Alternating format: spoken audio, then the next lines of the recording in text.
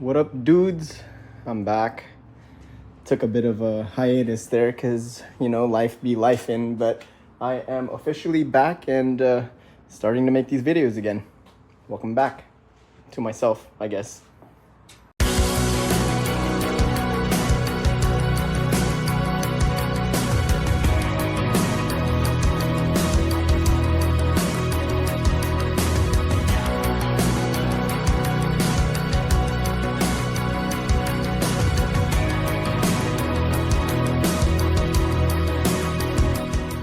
So I haven't really filmed anything for the Squareback in a really long time.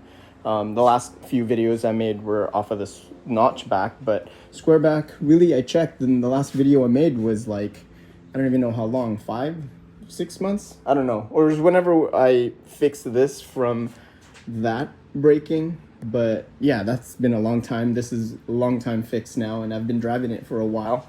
I think in that last video I talked about how many miles it has. And right now I have, let's see, 5508. So I can't really remember how many miles it had when I fixed it. And I'll put it up on the screen, but I think it's been a little over 1,000 miles since this is fixed. I've really just been enjoying the drive and stuff. Like, everything has been great on this. I had to put it out of commission for a bit because I was going through a move, but I guess life quick update, but I bought a house, and that's the reason why I had to take a break with all of the stuff. So you may already know that buying a house here, especially in Los Angeles, is really crazy, super competitive, and I just can't believe that I was able to achieve one of my biggest dreams of my life. Now that I'm a little bit more settled, I'm just gonna continue on my usual life and start working on this car again.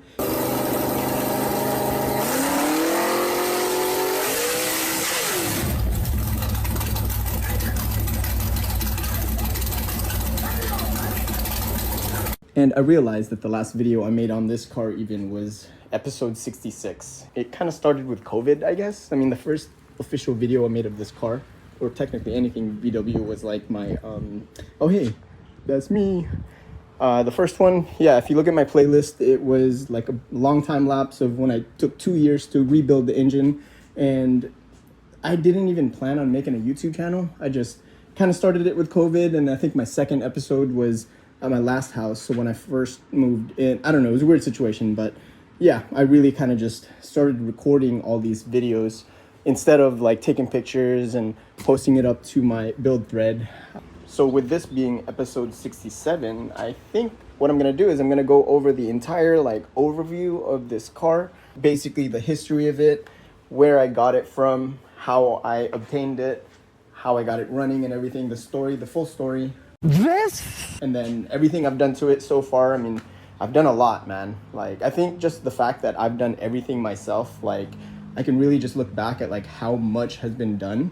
Like, it doesn't look like a lot, but I kind of left the body mostly the same, but all the work, 96.5% of the work was done completely underneath where you mostly can't even see it.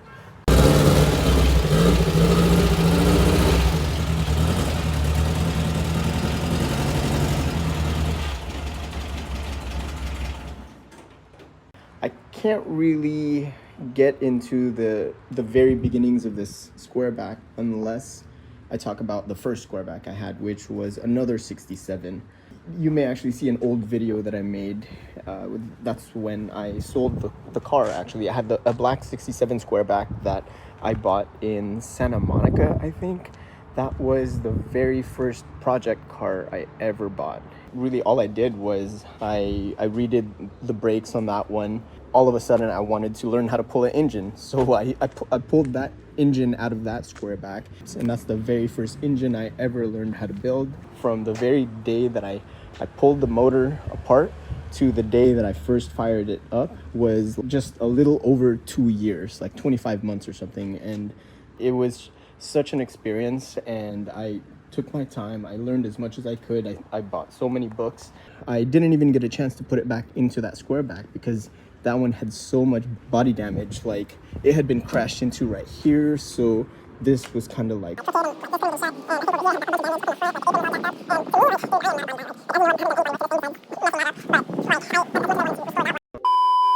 So I ended up finding this one, and I was like, dude, this is like amazing. It's another 67. I think I found this in like South El Monte or something, here in California. I posted that black one for sale on the Samba, and oh, look at this one. Wow.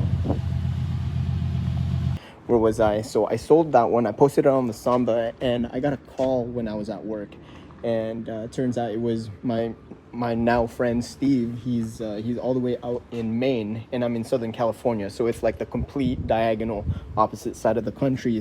At first I was kind of skeptical, like, yo, this is kind of weird, like this guy wants to buy it sight unseen, but he was willing to buy it full asking price. He was able to just front me the money completely, everything, and then after that I cashed the money out. Then I signed the title, and I mailed that separate from shipping the car. He even paid to ship the car all the way out to Maine.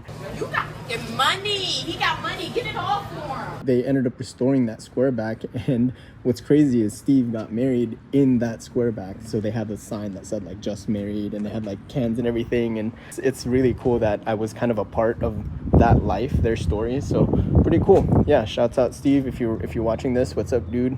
I found this one on OfferUp, and it was posted for maybe a couple days or something. The story goes, the old lady, she and her husband have had this since 1995 or something like that. I kept in contact with Maria. She was the lady that sold me this car, but this was her late husband's Squareback back in the 90s. So he was a tow truck driver, and he somehow like found this at an auction, or the tow truck driver, he ended up buying this from the yard for $100. It came with a lien. So, you know, with stuff like that, it does get kind of messy. So they unfortunately were not able to reuse the original plates. And recycle those plastics, or else. So they had to surrender one of them, and they kept the original one, which I have somewhere. I think it may be inside my tray in there. Yeah, man, unfortunately, I guess he got sick, passed away, and it's just been sitting in the garage ever since. 2009 is when it was stored in the garage. 2019 is when I bought it from. So it was 10 years in the garage, just on the tires. So the tires were pretty bad. The engine was dead, of course. So some of the OGs on this YouTube channel will probably remember a bunch of the stuff that was originally on this car when I got it. Like, of course, the notorious blue fender. That one, I got real lucky finding this one off of Danny Z, but we'll get to that. This right here, you can see this line. He completely broke this side right here because he hit a pole. And when he hit that pole, this whole fender right here pushed back like pretty far out, and it was butting up against this door. So it was locking this door from even opening. And you can see some evidence right here because they try to force the door open, bending that, and that's why there's like a bit of rust. At least I was able to pull this out, and then I closed the door, I put some spacers here, and then I tightened everything up, and voila, we're good. That door hadn't opened in 10 years or whatever. I am a great magician. I saw that there was this little crimp here. Apparently somebody had hit this side kind of lightly, nothing too crazy, because I don't see any like pan damage or body damage or anything besides just the fender and a little bit of the door. When I got this home, I pulled this fender out, and I kind of just like flipped it upside down and did some karate on the ground and kind of straightened this out as much as I could. There's a bit of like paint issue going on right here because of that bend, but I was able to straighten it out. I think that may have been the first time I've ever mentioned that ever, and nobody's ever noticed, so there you go. Nah, I ain't seen nothing. I ain't seen nothing. When this got hit, this also got dented in. Apparently the wife, Maria, her nephew or something like that, I think he was driving this car, and somebody, you know, those guys like in the middle of the parking lot that just go like, yo, I can fix that real quick. Excuse me, big man. Excuse me, big man, no, but big man, okay? And he's like, yeah, sure, let's do it. And then they punched the holes in and yanked out the dent or whatever. I yanked the thing. He's like, okay, well, that's fixed, but like, what about the holes right there? So when he asked about that, then the dudes were like, well, you got to go to the shop and pay for that. What? And they're like, well, I mean, why'd you put a hole in my things? These front bumpers here, I've been so tempted to replace them because when he got hit there, it also pulled that down, and that meant it pulled this up, and it was kind of like weird here. And you can see some dents here, but yeah, I've straightened it out as much as I could. I was calling around some shops before, and they were saying that in order for them to do that, they would need to, or they would like to completely strip it down, straighten everything out, and then re-chrome it. I noticed these when I first got this car, and there's like some parking stickers or whatever, like. But one of the coolest things I saw on this car was this sticker. Department of Defense registered vehicle. Mare Island something. And this is on the back also. Let me show you over here. Yeah, so it's the same stickers here. So it's like that square one, this one down here. Oh, I guess I'm wrong. There's no Department of whatever here, but it's at least the same original one as far as I can tell, because it's the same stickers. But the Department of Defense sticker is only up here. I want to see if anybody recognizes what these are. Do tell. This rear passenger fender here was probably the best one, but it just wasn't perfect because there was previously a big old dent right here. And this rear reflector is not original to the car because the original one was completely smashed. It was like broken in half, and it was still attached here and here, but I sourced this one to match the other side. I took this housing out and I got a football, which I think is somewhere in the garage, but it's an American football. I'm here in California. Oh God, it's so good. So good. So good and tasty.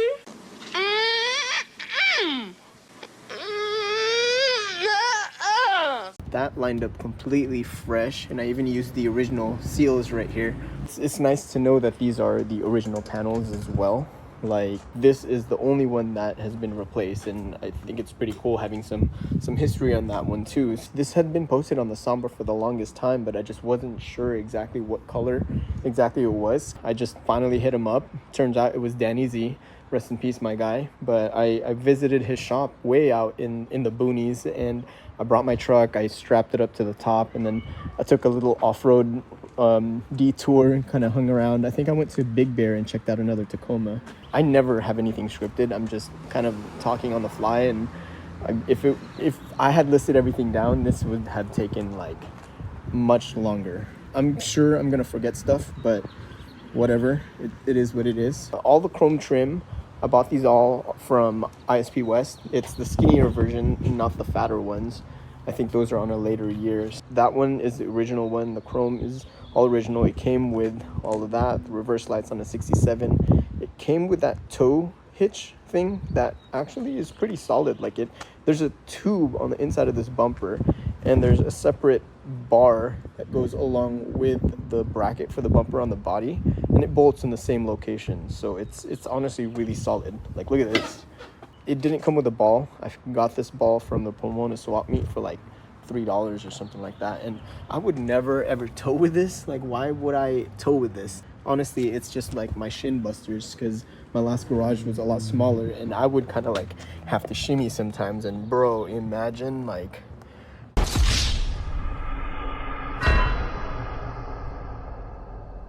all this chrome trim here, as far as I know, is all original. This is all original. This is all original. This is original. All of this stuff is original. I don't know if the windshield is original because it does not have a... Oh, actually, no, it's not. Yeah, it's whatever that is, Guardian something something. So it's not a Volkswagen one, but all the other glass on the car has the Volkswagen stamp on it. So as far as I know, they're original.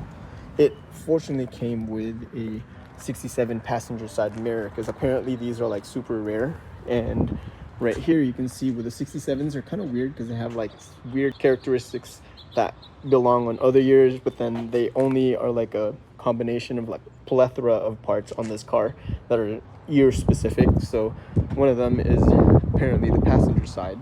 I don't really know. I think it has something to do with like this neck or something like that. I don't know, but yeah, somebody has commented on it, and I'm like, yeah, I guess that's pretty cool, because the last 67 I had did not have that, so it was quite difficult finding a replacement. It did not come with a hood badge. I got this one at the Pomona or you know what? No, I think I got that at ISP West like years and years ago. I think even for my black Squareback, I just happened to not install it on that one, and I kept it for this one. So that mustache thing is original. I think it's also year specific. These stickers have been here since before the previous owner bought it from that tow yard. And there's 4 pictures that the previous owner gave me when I bought this car, and they're pictures that the Enrique bought this from the yard like in 1990, whatever it was, 4 or 5 or whatever. It's funny because he took like 4 different angle pictures like this, and you can see the blue fender, you can see this sticker here, you can see that. I'll put it up on the screen. I just don't know where they're at because they're boxed up. The angles that he took are very similar to the, you know, those Volkswagen ads, and like they would have them parked and it would have like a sentence or whatever down at the bottom, but the angles he took are very similar to the ones that I already have hanging in my house. This roof rack is such a funny story too, because before I even considered putting a roof rack on this Squareback, I was speaking with Steve, the one that bought my black Squareback, and he was telling me he's looking for a rack, and I was like, oh cool man, I wonder how it's gonna look and blah blah blah whatever. And then like a few months later, he shoots a picture to me, and it's the black Squareback, and he painted the roof white, and he put a roof rack. I'm like, yo, that's so cool. Like I wasn't ready yet because I had like other priorities, so I never really like looked into it. And then like years down the line, I then find somebody on OfferUp, and again, I'm always on OfferUp, and then I find out that he's like in a city that's driving range for me, probably like 15-20 miles, so it's not too bad. And I drove over there with my truck, and we got into talking, and in his garage, dude, his garage was so set up. He had like the tops of a Bug, a Squareback, and some other Volkswagen, but he would just build it up in his rack or in his garage and then just sell it off. So he was telling me about an experience he had where he shipped it to Maine. I'm like, wait, what was that guy's name by any chance? And he was like, I don't know his name, but it was like a black Squareback with a white roof. And I'm like, dude, that was Steve. Because of course, like, who else in Maine is gonna have that car with the roof rack that I saw? So it's really funny that Steve, all the way in Maine, bought a roof rack from California that I just drove to, and I bought this one. The only thing I replaced are the rubber hoses that he put here. Instead, I replaced them with these vacuum plugs from Harbor Freight. Every now and then I'll take this off, and I'll wipe the roof down and everything, and I'll also hose down this roof rack just to kind of keep it clean. But I don't want to really renew this because it's starting to kind of rust out in the fronts here and right here. And honestly, dude, like, it's really matching the look of this one. So I finally got the car towed to my house when I bought it, and then the very next day, I pulled the engine based on my experience from the first Squareback. I pulled that out and I diagnosed it, and all I really did was just rebuild the carburetors that were on there, and then I replaced the fuel lines all the way up to the front. When I got it home, I poured a gallon of gas in there, and I walked to the back, and I'm like, wait, what's that gas smell? And I look underneath, and it was just dumping oil or gas all underneath the entire gallon that I put in. So found out that the hose down there was just completely like rotted out. Replaced that one. I replaced the one that was going from the body to the engine, and this isn't it. This is the engine that was rebuilt off of the black Squareback. So I got that one fired up, and it just ran like a top, like great. And so I spent so much time, like I mentioned, I spent 2 years building this guy. I wanted to keep this one. If the other one, I know the other one that came off of this car was not original to the car because I have a receipt that it was replaced. So out with that one anyways, it doesn't matter. So I put that one in the black Squareback. So this is the engine that I rebuilt, and it's not in the best looking shape right now because of course I'm not prepared. I didn't clean anything, but this is the one that took so long. I've rebuilt this a couple times already. I've learned so much off of this. This here is original. I just kind of kept that. This rubber thing is from ISP West. It's really good. It keeps the insulation really nice and quiet in here. These are my center caps that I chose to take off when I rebuilt this entire like axle system over here, because I wanted to have visibility on this cotter pin. You see I marked all of this because I'm so paranoid, and you can see it's still like moving around. Like that's a good sign, because this did not spin at all. But I did mark them all, and you can see they have not spun. So for as many miles as I've done, I still haven't done the math because I haven't looked it up, but I'm gonna put it up on the screen again. However many miles I've done, that should be good enough for me to put these bad boys back on and not feel like my wheels are gonna fall off. And I did some research, and apparently this tip of this Porsche like crest shield thing is supposed to point to that. So if you didn't know that, now you know.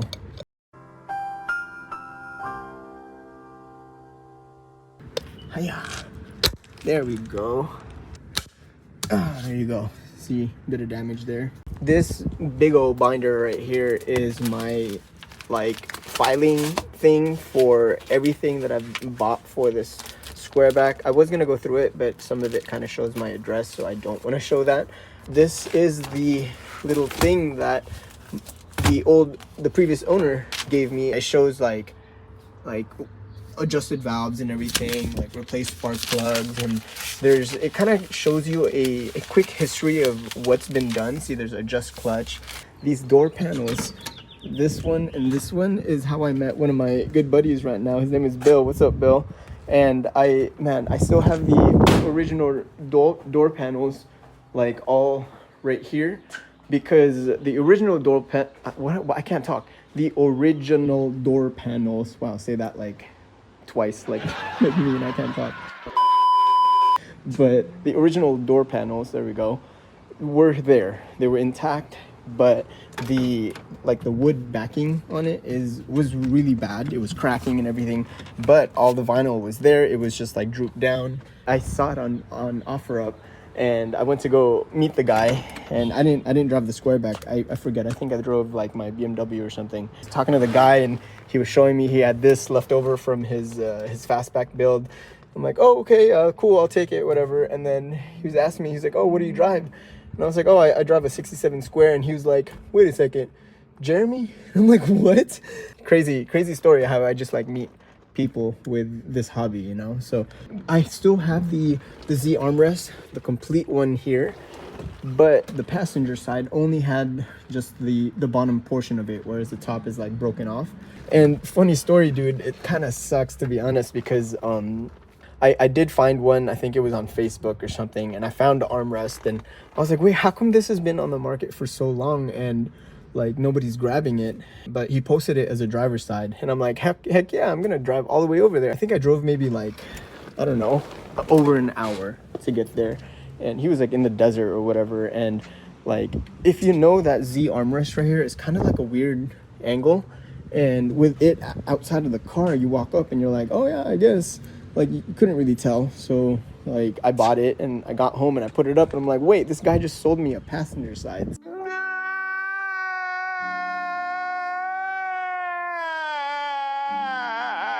I don't know if he didn't know if he did that on purpose, but then I ended up with 2 passenger sides and 1 broken driver's side. These ashtrays, oh man, I got so lucky with these and this one. So I got those from the same guy that I bought all those extra panels for the black Squareback. So yeah, whatever, years ago, like 2016 or something, for that black Squareback, I bought a front apron, one of the fenders because it was like so bad. The rear, actually, they're all still right here. There they are, most of them. I guess he goes to the Pomona swap meet and sells a bunch of stuff all the time. I went over there, bumped into him, and he had those ashtrays, and apparently these are pretty rare because these are 67 specific ashtrays. This is original down here in the bottom. This is original. This, oh man, I also got really lucky with this. I'm always hunting for parts, dude. You don't even know. Like, this is it's a game to me. So this is not original to this car. The original one here had a big old tear right here.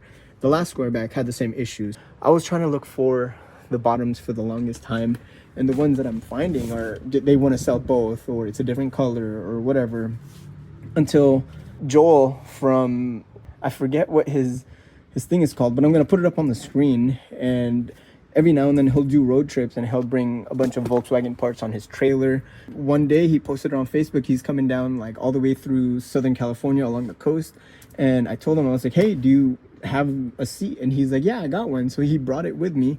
He found somebody that was trying to buy this one so they could reupholster it, but then I wanted to buy one so I can just keep it original. So we worked out a deal between us three where he comes to me first, I take mine out, and I take this seat, and then that other one that was ripped, he continues down his road trip. That dude he sells it to will reupholster it. So it was kind of, it was like a win-win-win. These seats here are original to the, or actually, as far as I know, I think the passenger seat is original and the driver's seat may not. I don't know. I think it has something to do with the amount of stitching or something. I don't know. You tell me. Maybe they're original, maybe they're not, but they're honestly in decent shape. And I just put these wooden beads on there because, I don't know, just for funsies, you know. These bamboo floor mats also, there was some warehouse, I honestly forget what they're called. I have their pamphlet somewhere and I forget every time, but like I do want to go back there so I can get a thing for the rear back. What? This rug, I put it together, like it's all one piece. It's literally one piece. Like, it was supposed to be just temporary, so I didn't glue anything down. And the way that this is even clipped in, you're gonna laugh. Oh my goodness. It's just binder clips. But I mean, hey, honestly, they've been there for however long and they've been doing me all right. So yeah, I mean, that's holding up real nice. Again, it's just one piece, and I just made my strategic cuts in a way so that it kind of flows with the contours of the tunnel all along here. This is actually cut, and then I made this go up. I even had it so that I cut holes and then I put it behind this. It's not the best up front. I just rolled it down there and I kind of clipped it along the side. It does not get in the way. It's really good, to be honest.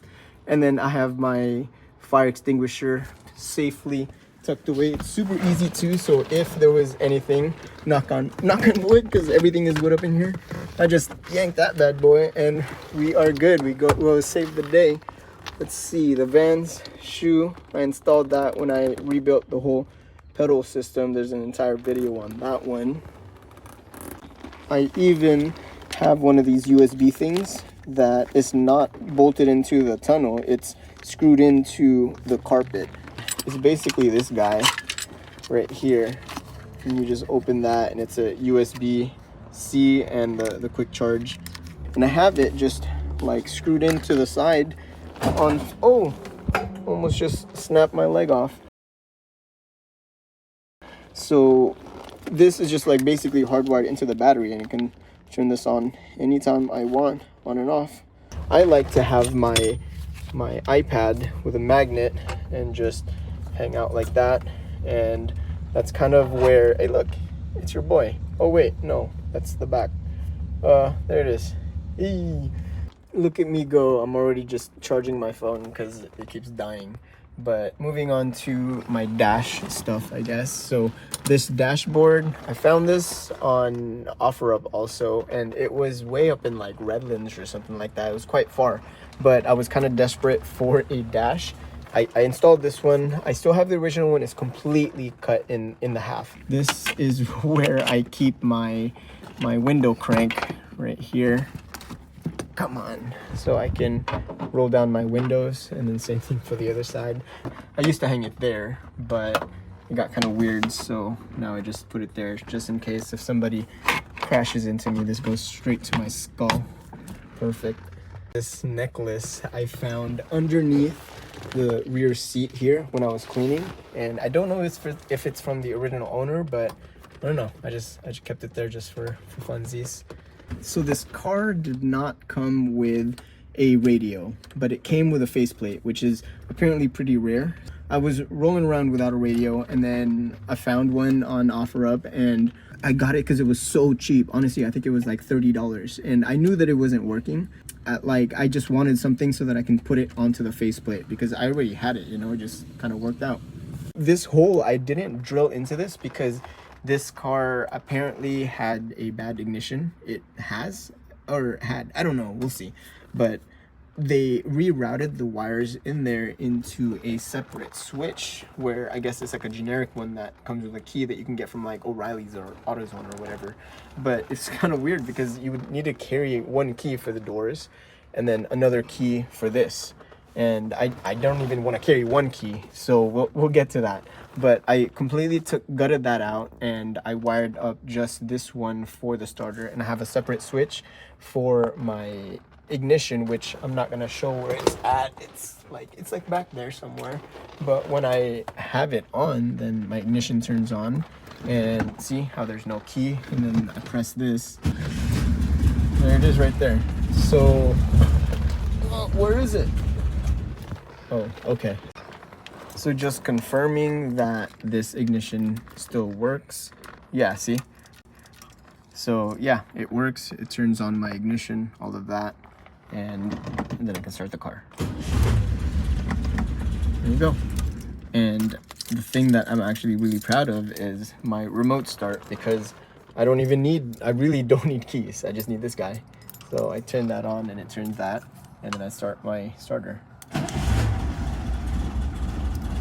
Turn it off like this. Cool, right? When I bought this Squareback, she gave me the original gauge on the side because this was a replacement. The first one apparently just like stopped working and it wouldn't start counting anymore. And who knows how long they were driving without this replacement.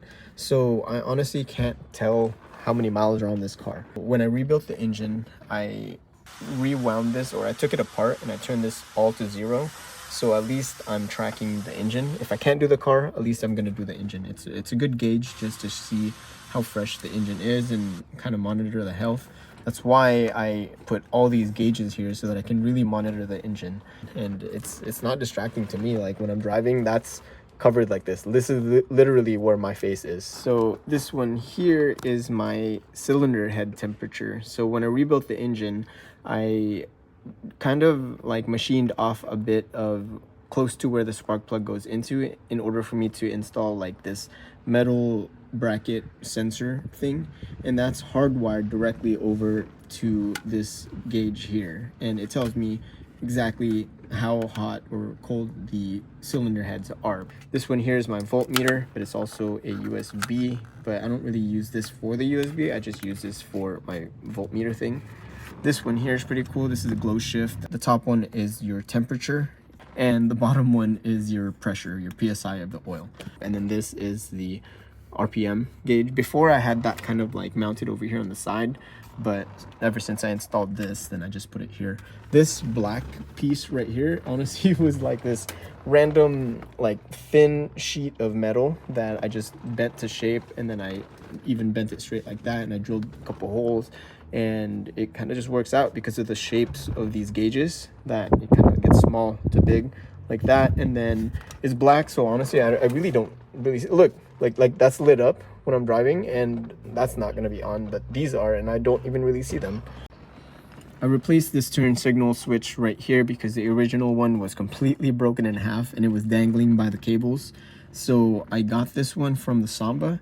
Apparently there's two different kinds. There's the SWF, which is a lot more common, and then there's the K brand, which is like the logo is a K with a little circle on it, and apparently that's a little bit more rare, so I'm told. But it's the whole column, it's the turn signal and the steering wheel are supposed to be matching in order for them to work properly or something like that.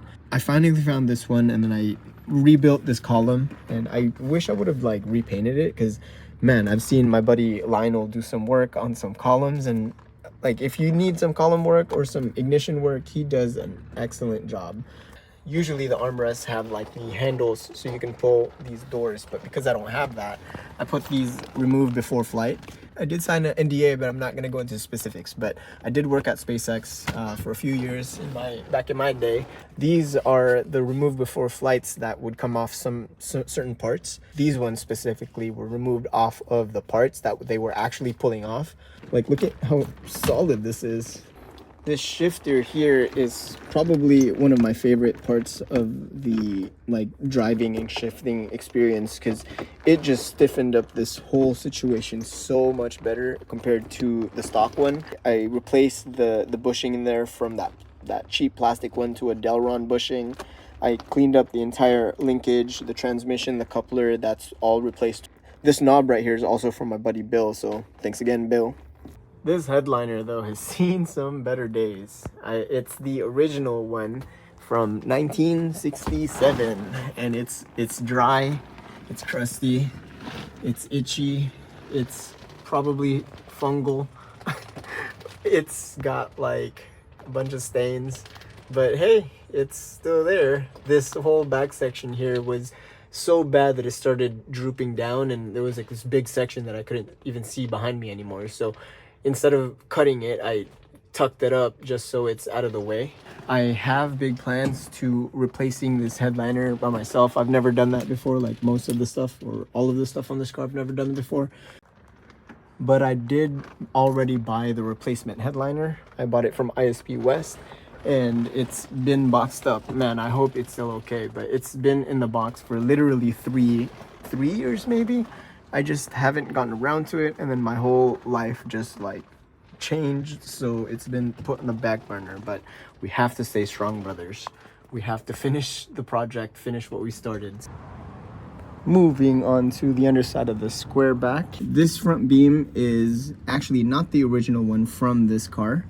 Apparently this one was pulled from like a 68 fastback or something. At the time when I knew I wanted to rebuild my front beam, I didn't want to take out my front beam, spend as much time as I wanted to rebuilding it and having the car decommissioned. I wanted to be able to rebuild the beam on the side, then take mine off, then put this one on, so that way it minimizes the amount of time that the car is decommissioned. I wanted there to be as close to original as possible, and it's just so hard to find a whole beam from rotor to rotor.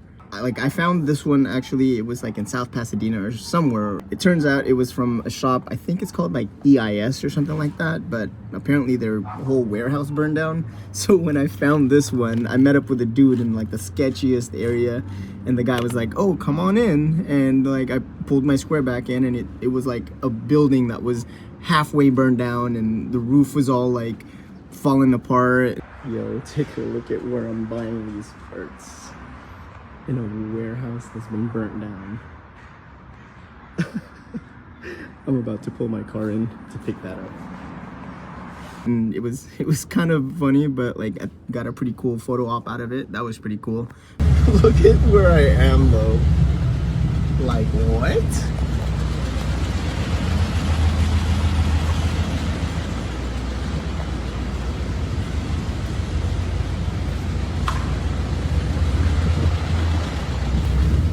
Oh, the places you'll go for car parts. But anyways, I rebuilt this one, spent all the time that I wanted to, and then I slapped it in, and that really only took like a couple days instead, rather than like however long this did take me. Man, I replaced everything that you possibly could, down to the hardware, the rubbers, the ball joints, the tie rods, all the rubber seals and everything, and I even did a fresh coat of paint on it. You can also see all the work I did with the brakes down here. So I replaced all of the hard lines. This is all brand new. The soft lines down at the end. The caliper is brand new right there. It's a new rotor. The brake master cylinder is brand new. I also installed my little hose here and filter for the fuel, because from factory it's only in the back, but I wanted there to be another filter down here because this tank, oh boy, it was leaking because it was completely rotted out. But when I replaced that, then everything was gravy. Then after a while, then my filters started clogging up, and then I started replacing them, but it kept happening. 10 years in the garage with a little bit of fuel in there kind of made it look a little funky. So I did take out this entire gas tank, and I did a full restoration on it. Where that hose connects to, right underneath that in the gas tank, I ended up finding some pinholes in there. So I took the gas tank out, completely cleaned out the inside, washed it all out, and then I had my brother zap in a couple like tack welds over them and grinded it clean, repainted the whole gas tank, and completely restored. Oh, shit.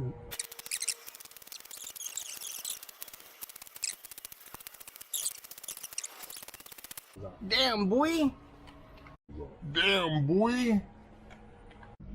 Damn, boy.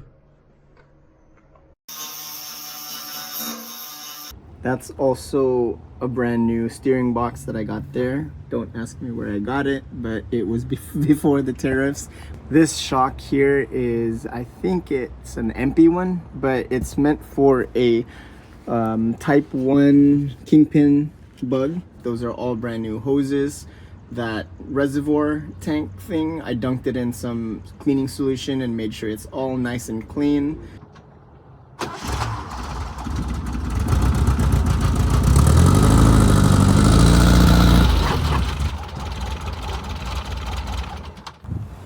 Onto the back where the engine goes, and this is where I spent like the majority of my time when I was starting this build, and it's so far it's running pretty good. Because this video is about my 1967 Squareback on my 67th episode, I wanted to submit it on 6/7, which was this past weekend, but I couldn't keep up. Life just gets in the way, you know, so whatever. Now it's a few weeks later, and I'm actually coming up about close to 6,000 miles now. It's like 5,900, but in any case, this engine has been running very, very smooth. I really haven't had any issues on this thing. I've just been kind of like maintaining it, always changing the oil in its proper interval, adjusting the valves anytime I can, really just making sure this engine is in tip-top shape, because so far it has not abandoned me. So far so good, guys.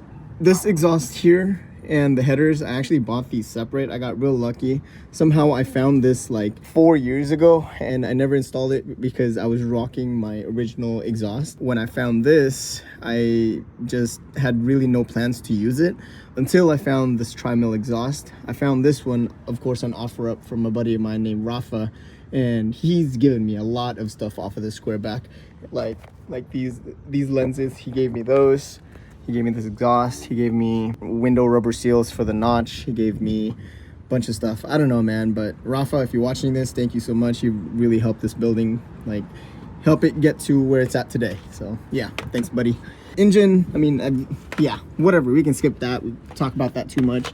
My rear suspension also, I put in a lot of work on this bad boy. These are short axle, what are they called? Swing axles off a Type 1, I think, is it 66 and below or something. But basically this casted section here is about an inch or 30 millimeters shorter on each side. It's a lot easier said than done, because in order to replace that, the whole engine needs to come off, the whole transmission needs to come off.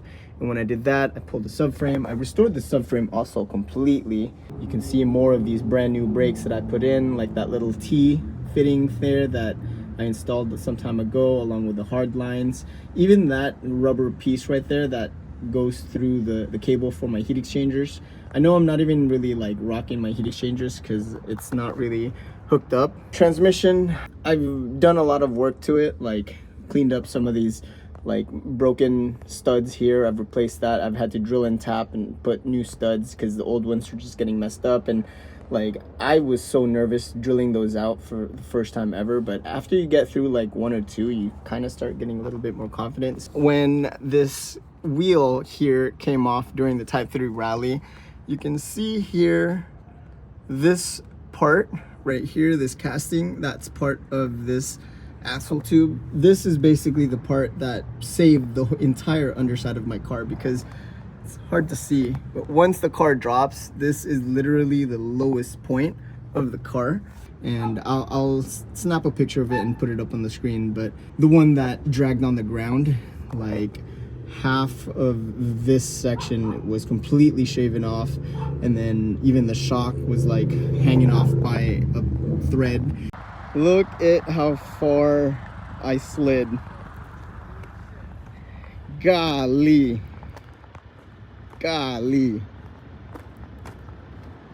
Subframe hardware, all the rubbers all taken care of. These are also brand new right here. These are e-brakes. This one here says 61 to 83. I don't know if that's the year or length or something, but I don't know, works for me. I kept the original drums in the back. I know a lot of people end up converting these to disc using like some bug conversions or whatever, but I'm not really pushing a lot of power, so I don't need a lot of brakes. This is only a 1600. Moving on to the wheel setup here. These are Porsche phone dials. I think they're off like I think they came off of a bunch of different Porsches, like a 928, maybe a 944. I don't think they came off of 914s, but I think definitely 928s.